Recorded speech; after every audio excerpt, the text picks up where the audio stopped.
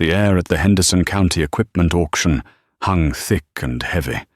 A humid August cocktail of diesel exhaust, stale coffee, and the sweet, cloying smell of desperation. Calvin Miller stood near the back, his arms crossed over his chest, a faded pioneer seed cap pulled low over his brow. He wasn't here to buy. He was here to watch, to take the temperature of the county, and maybe, just maybe, find a used set of 24.32 rims for the jewels on his big Steiger.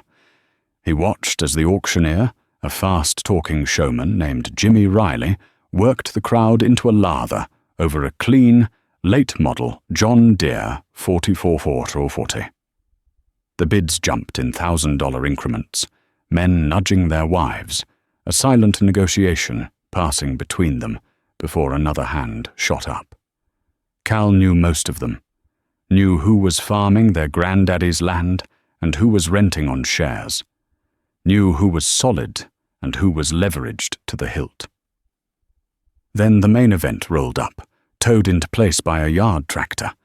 It gleamed under the midday sun, a monstrous John Deere 8640, articulated four-wheel drive, its tires taller than a grown man. The plastic was still on the seat in the sound guard cab. It had less than 200 hours on the Hobbs meter. The crowd went quiet, a collective intake of breath. This wasn't just a tractor, it was a statement. It was the future, or so the salesman and the farm magazines claimed. "All right, boys, here she is." Jimmy Riley's voice crackled through the loudspeakers. "The pride of Waterloo, Iowa. Power and comfort, all in one package. Who'll start the bidding at $60,000? 60! Do I hear 60? A hand shot up immediately. Richard Sterling. Of course. Sterling stood near the front, wearing a crisp new Western shirt and polished boots, looking like he'd just stepped out of a magazine ad for gentlemen farmers. He hadn't inherited his daddy's touch with the land, but he'd inherited the land itself, a prime 2,000-acre spread of the best black dirt in the county. And he'd inherited his daddy's ambition, minus the caution. Another farmer, a good man named Dave Peterson, who was trying to expand, countered at 61. Sterling, without even looking at him, flicked a finger. 62. The bidding went back and forth, but it was a fool's errand. Sterling wasn't bidding against Peterson, he was bidding against his own ego. When the price hit $73,000, Peterson shook his head and stepped back, his face a mask of disappointment. "Sold for $73,000 to Mr. Richard Sterling." Riley's gavel cracked like a rifle shot. A smattering of applause broke out. Sterling grinned, accepting handshakes from the local bank manager and the John Deere dealer, who were practically glowing. Cal just watched, a sour taste in his mouth.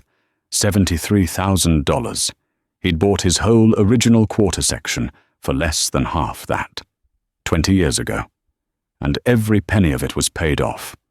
He turned and walked away from the crowd, toward the rows of older, rustier iron. That's where the real bargains were, if you knew what to look for. He ran a hand over the fender of an old Farmall M. Its red paint faded to a dull orange, the metal cool and solid beneath his calloused palm. This was a tractor you could understand. You could take it apart with a set of wrenches and a hammer, and you could put it back together. That new Deere of Sterling's. It was probably full of hydraulic pumps and electrical solenoids that cost a fortune to fix and a lifetime to understand.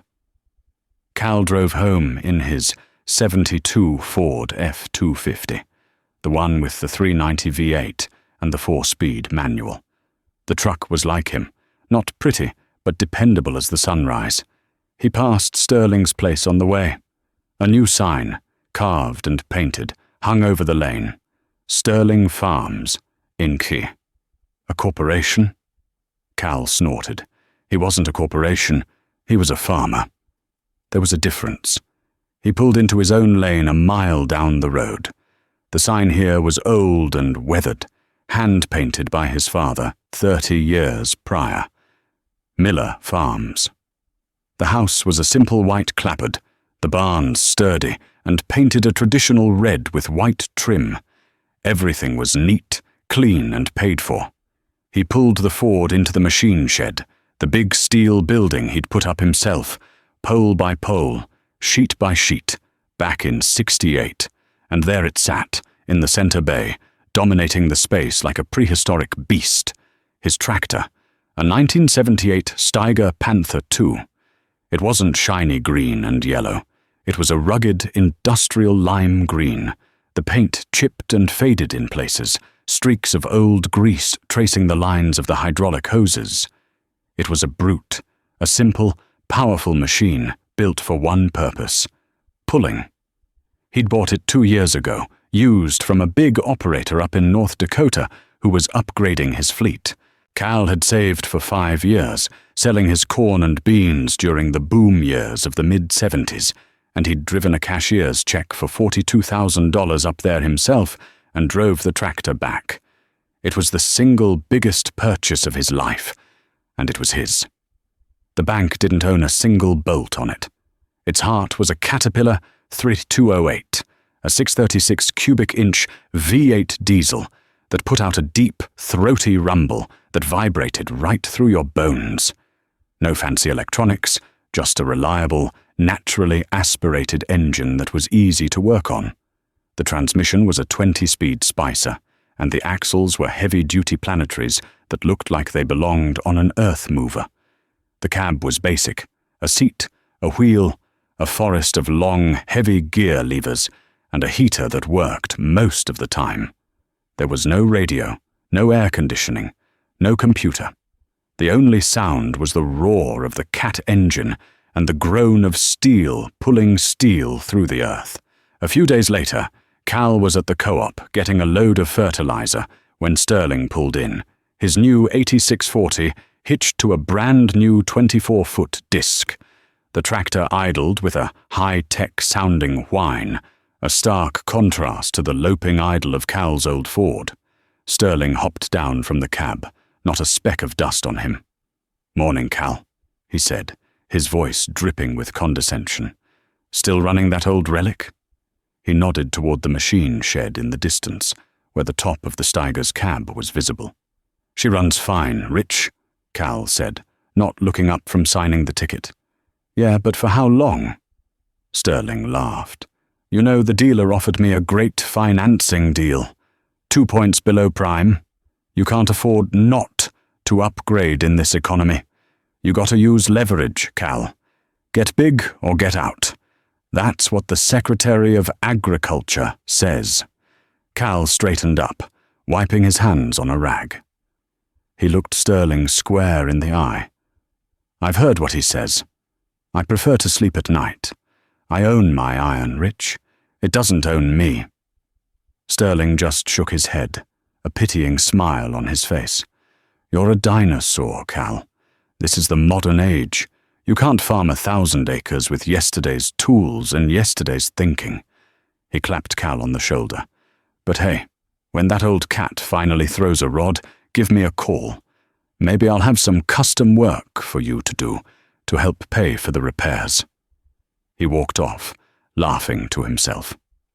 Cal watched him go, his jaw tight. Dinosaur. Relic. He heard it from more than just Sterling. He heard the whispers at the diner, saw the looks from the other farmers. They saw his old equipment, his refusal to take on debt, and they saw a man afraid of the future, a man being left behind. They didn't see the long nights he spent in his shop, fabricating a part instead of buying it new. They didn't see the ledger book his wife, Mary, kept, with every entry written in black ink, never read. They saw a man clinging to the past.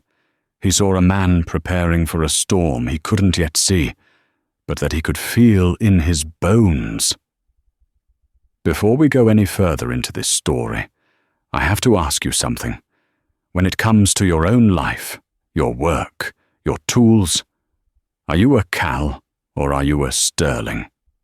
Do you believe in owning things outright, even if it means having older, simpler tools?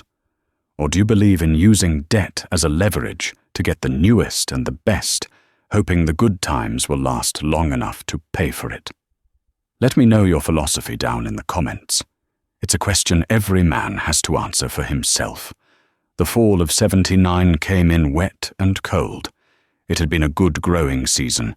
The corn stood tall and heavy in the fields, but now a steady, miserable drizzle seemed to settle in for the long haul. It was the kind of weather that tested a man's patience and his machinery. The ground was soft, turning to a thick, greasy mud that could swallow a tractor whole. This was where the Steiger earned its keep. Cal bolted on the big duels, the 24.532 Firestones, sinking into the muck but never losing their grip. With the 12-bottom plough hooked up behind it, the big green tractor was a force of nature. He'd put it in a low gear, push the throttle forward, and the Caterpillar V8 would bellow, black smoke puffing from the stack as the massive tires clawed at the earth. He spent 12 hours a day in that cab, the heater blasting, the windows fogged up, wrestling with the stiff gear levers and feeling the raw power of the machine through the seat of his pants. It was hard, bone-jarring work. One afternoon, ploughing a field that bordered Sterling's property, he saw the new John Deere 8640 sitting idle near the fence line. A service truck from the dealership was parked beside it. Cal throttled back the Steiger, the roar of the cat engine settling into a deep rumble. He watched as two mechanics in clean green coveralls fussed over the articulated joint, tools spread out on a tarp. Sterling stood nearby, his arms crossed, his face a thundercloud. Cal knew better than to go over. He just pushed the throttle forward again and went back to work, the big plough turning over neat, black ribbons of earth. 2 days later, the Deere was still sitting there. Cal had that whole 80-acre field ploughed before the service truck finally towed Sterling's new tractor away. The word at the co-op was a main hydraulic pump had failed, contaminating the whole system. A $5,000 repair, all covered under warranty, but it had cost Sterling a week of good ploughing weather. Cal felt a grim satisfaction, but it was short-lived. A week later, his own troubles began. He was making his last pass on the home quarter when he felt it. A slight hesitation, a shudder that ran through the tractor's frame as he shifted from 4th to 5th gear. It felt wrong. He downshifted, and there was a loud clunk from somewhere deep in the machine's guts. He immediately pushed in the clutch and brought the tractor to a halt. The engine idled smoothly, but Cal's stomach was in knots.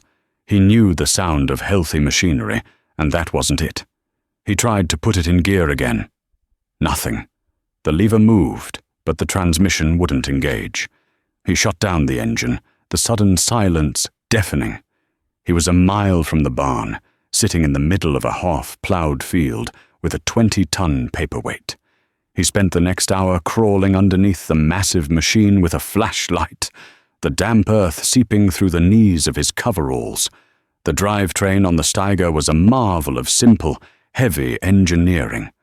A drive shaft came out of the engine to the Spicer transmission, and from there, shafts ran to the front and rear differentials. There were no obvious brakes, no fluid pouring onto the ground. The problem was internal, inside the transmission case. It took him the rest of the day to get the tractor back to the shed.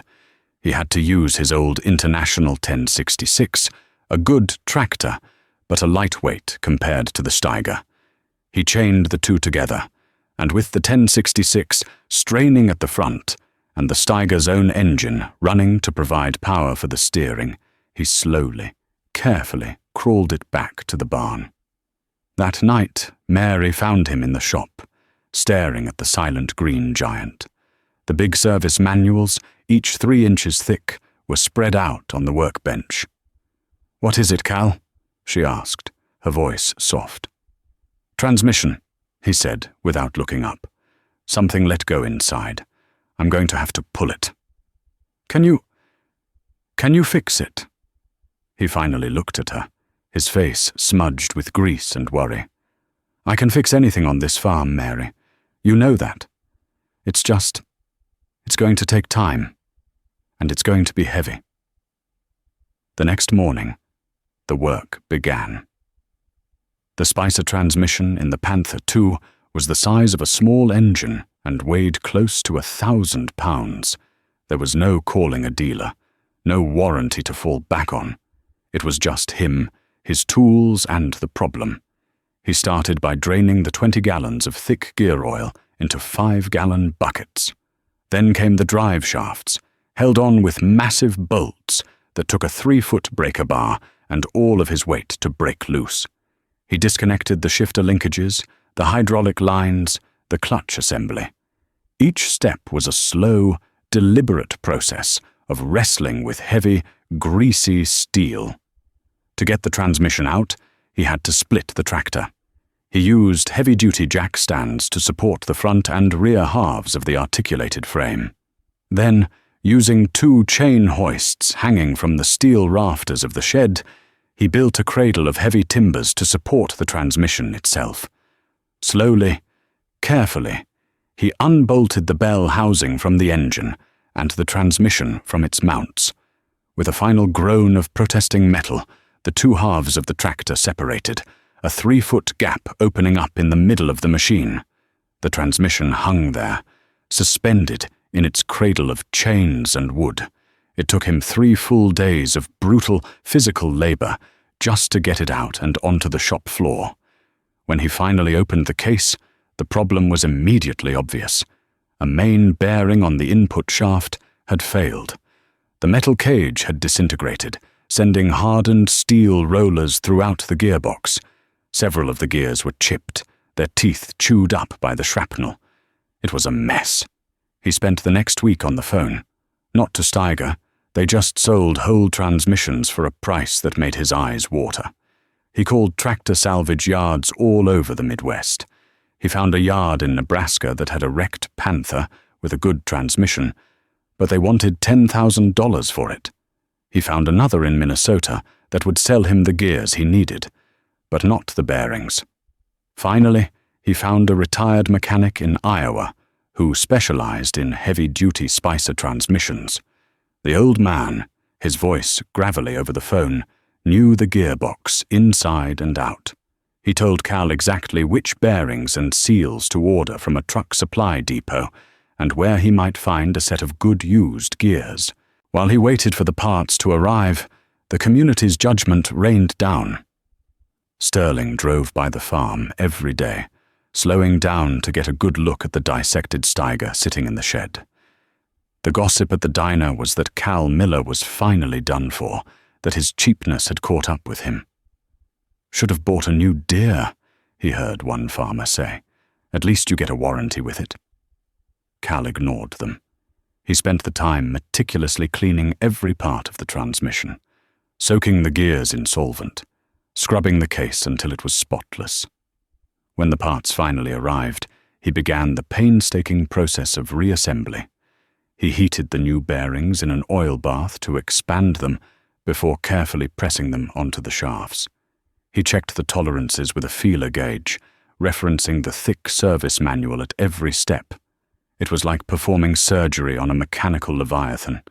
His hands were cut and bruised, his back ached constantly, but his focus never wavered.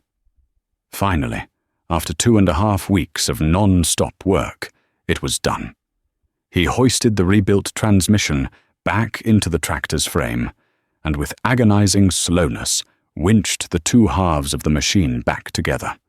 He reconnected the drive shafts, the linkages, the hoses. He filled the case with fresh, clean gear oil. With Mary watching nervously from the doorway of the shed, he climbed into the cab, took a deep breath, and turned the key. The big Cat V8 roared to life. He let it warm up, his eyes on the gauges. Then he pushed in the heavy clutch pedal and pulled the main lever into first gear. It slid in with a solid, satisfying thunk. No grinding, no hesitation.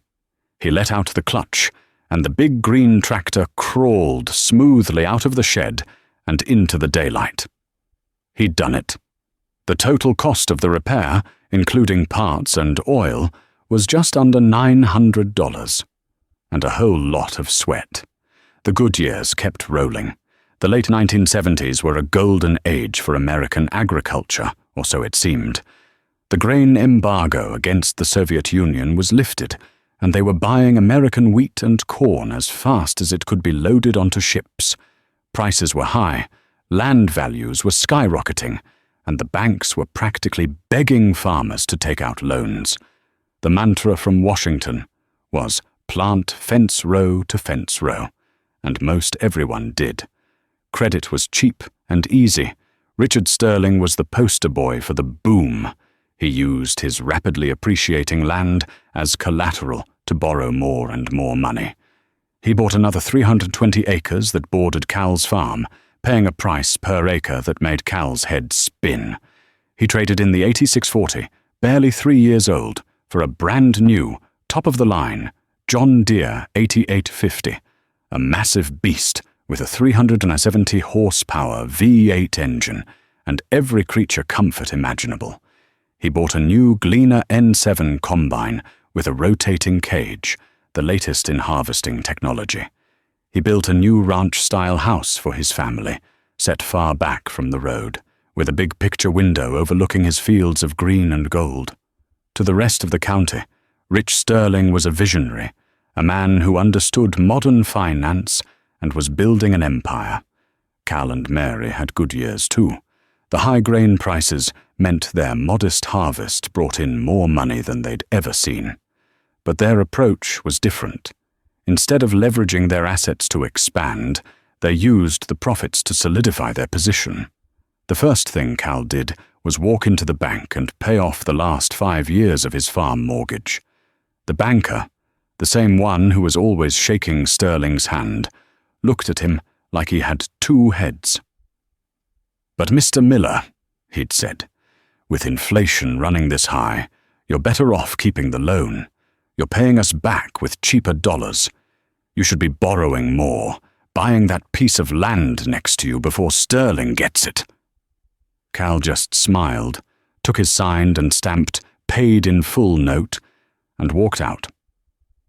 That night, he and Mary sat at their kitchen table and held the piece of paper, a tangible symbol of 30 years of hard work and sacrifice. They owned it all. The land, the house, the barns, the machinery, every last nail and bolt. They didn't build a new house.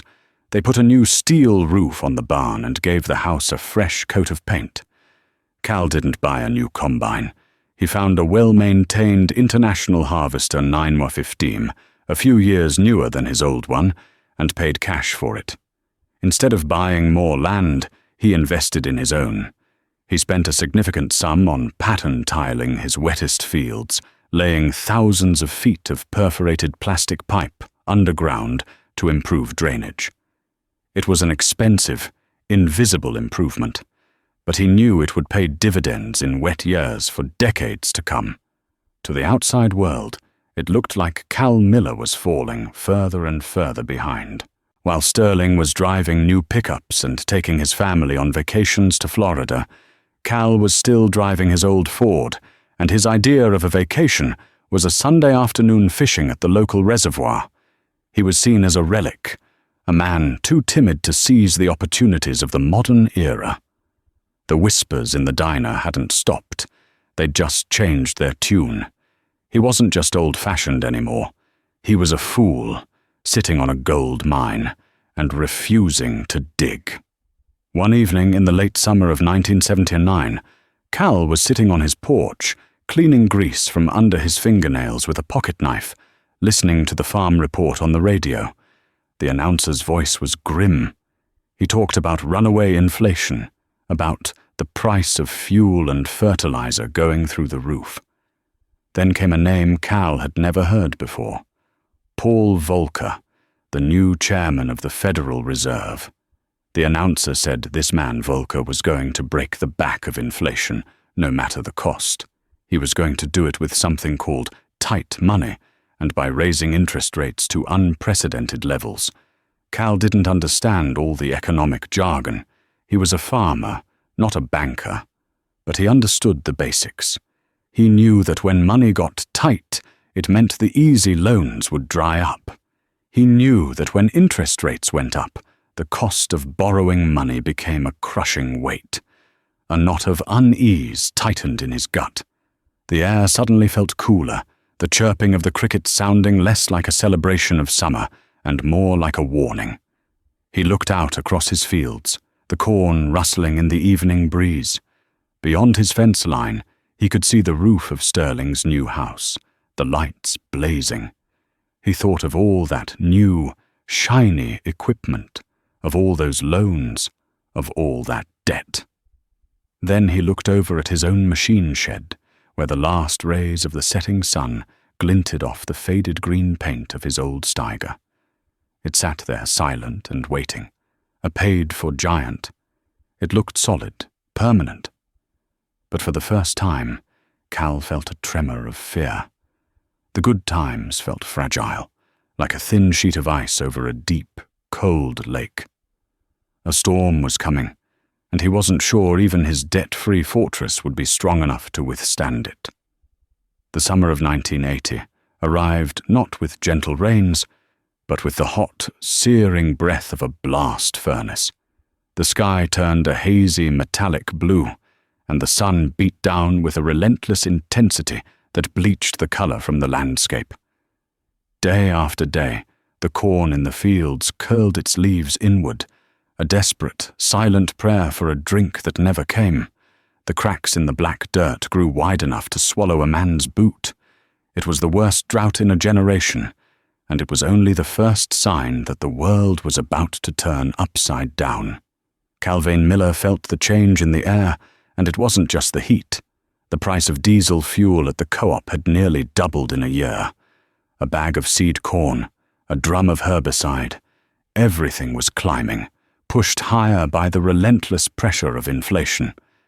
Yet, when he listened to the market report on the radio, the price for a bushel of corn was falling. The grain embargo was strangling demand, and a global recession meant other countries weren't buying. It was a vicious pair of scissors, with rising costs on one blade and falling income on the other, and every farmer in the county was caught in the middle. Cal tightened his belt. He ran the Steiger at a lower RPM to save fuel, the big Caterpillar V8 rumbling along contentedly at 1800 instead of its usual 2200. He spent his evenings in the shop, hard facing his plowshares and cultivator sweeps with a welding rod, building up the worn steel instead of buying new ones. He and Mary planted a bigger garden than ever, canning and freezing enough vegetables to last them through 2 winters. They lived like the Depression was already here, because in their bones they knew it was coming. For Richard Sterling, the drought was a catastrophe. His new John Deere 8850, a technological marvel, was also a glutton for fuel. It could pull a 30-foot field cultivator at 7 miles an hour, but it drank 50 gallons of diesel in a long afternoon to do it. The payments on that tractor alone were more than Cal's entire operating budget for the year. Sterling had planted fence row to fence row, just like the experts told him to. But now his vast fields of corn were burning up under the relentless sun.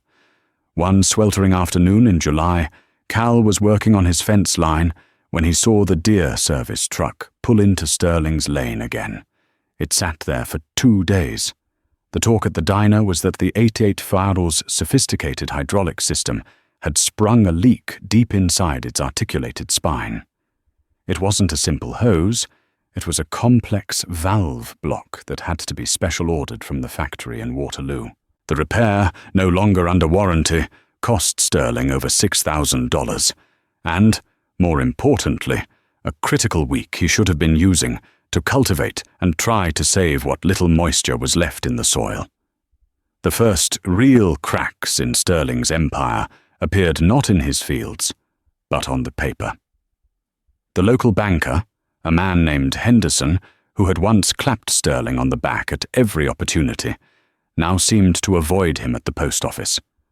The easy operating loans that farmers relied on to buy seed and fuel each spring were suddenly hard to get. The bank wanted more collateral, more paperwork, and they were looking at balance sheets with a cold, unforgiving eye. Sterling had immense assets. His land was valued at over $3,000 an acre on paper, but he had no cash. Every dollar he made, and many he hadn't yet, was already promised to the bank or the implement dealer. The fall harvest of 1980 was a grim affair. Yields were down by half. The corn that did grow had small, poorly filled ears. Cal ran his old International 9/15 combine slowly, carefully, trying to get every last kernel. His final tally was just enough to cover his costs for the year and put a little away. It wasn't a profit, but it wasn't a loss either. In a year like this, breaking even was a victory. Sterling's harvest was a disaster. He had to hire custom cutters to help him get his massive acreage done on time, another expense he couldn't afford. The final yield from his 2,000 acres was nowhere near enough to cover the payments on his land and his new machinery. For the first time, the entries in Richard Sterling's ledger were written in red ink. He was losing money, and the machine he had built to make him rich was now devouring him. He was a man running on a treadmill, and Paul Volcker, a man he'd never met, was about to turn up the speed. The winter of 1981 was when the ground fell out from under the American farmer. The Federal Reserve, in its war against inflation, raised the prime interest rate to a staggering 21.5%. It was an economic shockwave that crippled the nation, and for farmers like Richard Sterling, who were leveraged to the hilt with variable rate loans, it was a death sentence. A variable rate loan was a gamble that farmers had been encouraged to take throughout the 70s. It offered a lower initial interest rate, but it was tied to the prime rate. When the prime went up, so did their payments. Sterling's loans, which he'd signed when interest was at 8%, suddenly reset to over 20%. His monthly payments to the bank didn't just increase, they tripled overnight. It was an amount so impossibly large that it bore no relation to the reality of what an acre of land could produce. The first foreclosure notice appeared in the Henderson County Chronicle in February. It was for a young family on the north side of the county who had just bought their first farm. Soon there was another. Then another. The classified section, once full of ads for used equipment and farm help, was now a grim list of auction announcements. These weren't retirement auctions. They were liquidation sales, forced by the bank. Cal watched it happen with a heavy heart. These were his neighbors, good people who had done exactly what the government, the banks, and the magazines had told them to do. They had modernized, expanded, and leveraged their assets. They had believed in the promise of an ever brighter future, and now that promise was a lie, and they were paying the price. One cold March morning, Cal drove into town and saw the notice taped to the door of the bank. It was for Sterling Farms, in course a public auction, all farm machinery, livestock, and 6,780 acres of land to be sold to the highest bidder to satisfy the debt. Cal felt a cold knot in his stomach. The dinosaur had outlived the visionary. The day of Sterling's auction was the polar opposite of the day he'd bought the 8640. It was a raw, windy day in late March, the sky the color of lead. A small, somber crowd gathered in his muddy farmyard. The auctioneer's fast-talking patter sounded hollow and obscene in the funereal atmosphere. Men stood with their hands in their pockets, not looking at each other, their faces grim. They weren't here to find a bargain. They were here to witness a tragedy.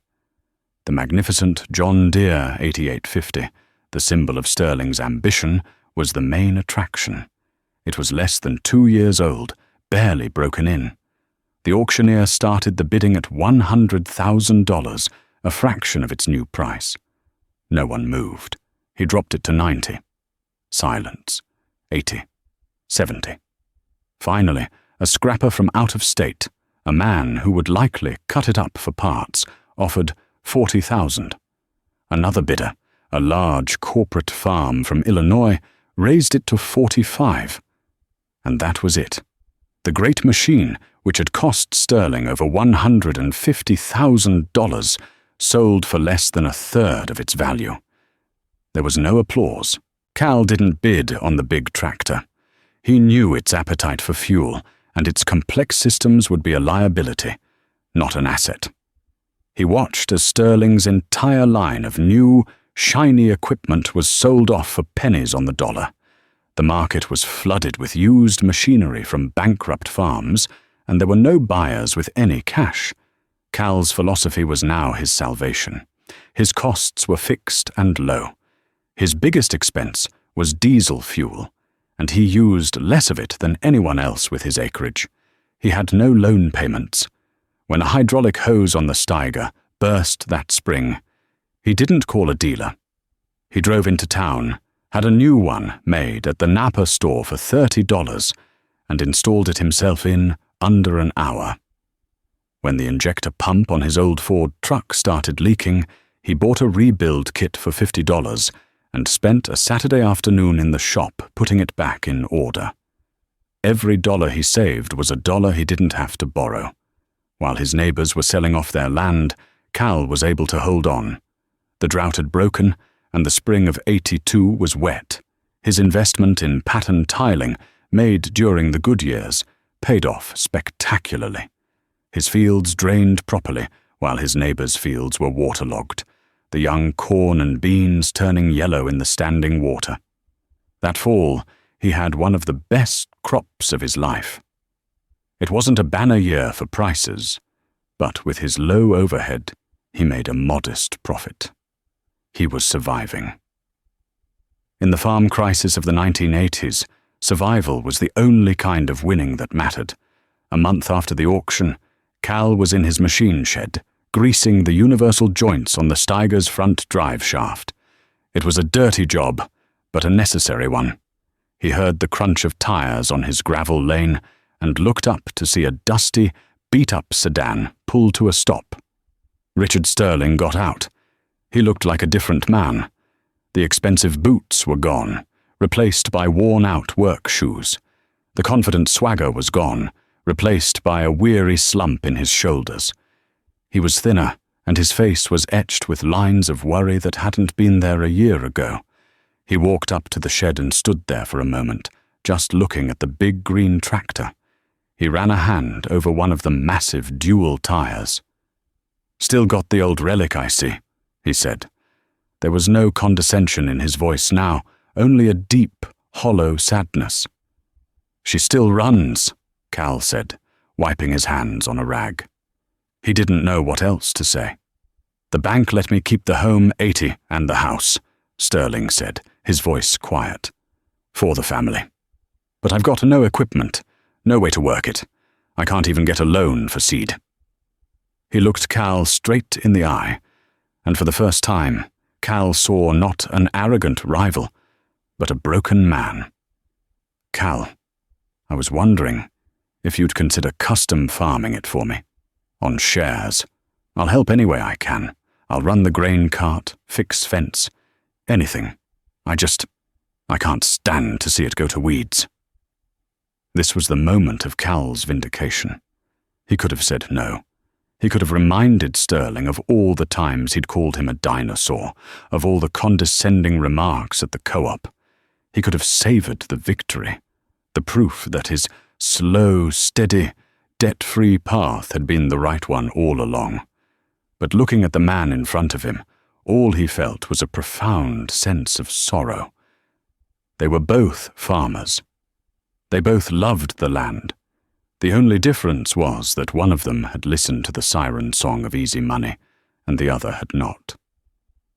"I'll be over with the disc tomorrow morning," Cal said simply. "We'll get it planted." A look of immense relief washed over Sterling's face. He nodded, unable to speak for a moment. "Thank you, Cal," he finally managed to say. "Thank you."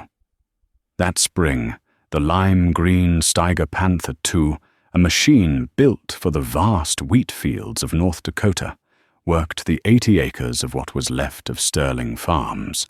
In course, Richard Sterling, the man who once commanded a fleet of the newest John Deere equipment, rode in the buddy seat of Cal's old grain truck during harvest, humbled and grateful. Word of what Cal had done spread through the county. The same men who had whispered about him in the diner now spoke his name with a new respect. He hadn't just survived. He had survived with his decency intact. He became an unlikely pillar of the community. Young farmers, struggling to get started, would come to him not for loans, but for advice. He'd show them how to rebuild a hydraulic cylinder instead of replacing it, how to fabricate a part in the shop, how to read a field and understand what it needed without relying on expensive soil tests. He taught them the old ways, not because they were old, but because they were resilient. A few years later, the 320-acre farm that bordered Cal's land, the one Sterling had bought at the peak of the market, came up for sale again. The bank was selling it for less than half of what Sterling had paid. Cal and Mary talked it over at their kitchen table. They had the money, saved up from a few good years and a lifetime of frugal living. They could pay cash. They bought the land, not as an act of expansion, but as an act of stewardship. Cal walked the fence line of his new property, the same fence line where he'd watched the service truck working on Sterling's deer years before. The land was his now, free and clear. He hadn't gotten big, but his farm had grown, piece by paid-for piece. Years passed. The 1980s gave way to the 90s. The farm economy slowly recovered, but it was a changed world. The farmers who were left were leaner, more cautious. Cal's son, David, came back to the farm after college. He had his father's hands and his mother's steady temperament.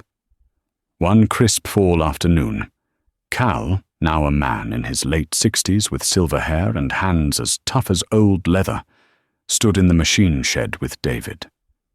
They were doing a fall oil change on the Steiger. The tractor was over 20 years old now, its green paint almost completely faded in spots, but the Caterpillar engine fired up on the first try, settling into its familiar, deep-throated rumble. It had outlasted 3 generations of fancier, more complicated machines. "You know," David said, tightening the drain plug on the massive oil pan, "some of the guys I went to school with, they're all buying these new tractors with GPS and auto steer. Computers run everything." Cal nodded, pouring fresh 15W40 oil into the engine. "Nothing wrong with new technology, as long as you're the one in charge of it, and not the other way around. And as long as it's paid for." He stopped pouring and looked at his son. He pointed to the tractor's simple, rugged frame. "This machine taught me the most important lesson there is. It's not about how much you can borrow. It's about how much you can do without. It's not about the price of corn in Chicago. It's about the cost of a bearing in your own shop. You own your iron. You own your land. You own yourself. Everything else is just noise." He capped the oil filler and wiped his hands on a rack. He looked out the big open door of the shed, across the fields that stretched to the horizon, all of them his, all of them paid for. In the distance, he could hear the sound of a neighbor's modern tractor, its engine a high-pitched, computerized whine. But here, in the quiet of his shed, the only sound was the steady, loping idle of the old Cat V8, a sound like a strong and steady heartbeat. It was the sound of survival, the sound of freedom. And to Calvin Miller it was the sweetest sound in the world.